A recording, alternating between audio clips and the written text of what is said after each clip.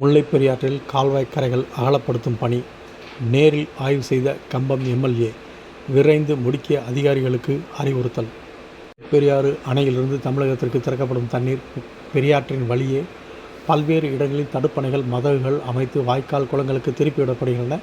முல்லைப் பெரியாறு அணை தண்ணீர் மூலம் தேனி மாவட்டத்தில் 14,707 ஏக்கர் பரப்பில் இருபோக நெல் சாகுபடியும், 5,190 ஏக்கர் பரப்பில் ஒருபோக நெல் சாகுபடியும் நடைபெற்று வருகிறது.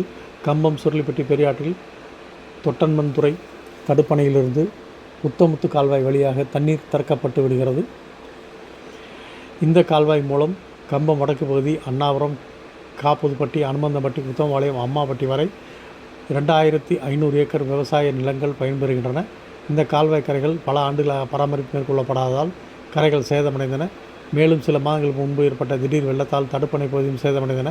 இந்த நிலையில் நபார்டு வங்கி மூலம் 11 கோடி ரூபாய் மதிப்பீட்டில் பொதுப்பணித்துறை சார்பில் உத்தமுத்து கால்வாய் தடுப்பணைகள், தடுப்புச் சுவர்கள், மடைகள் அமைக்கும் பணி மேற்கொள்ளப்பட்டு வருகிறது.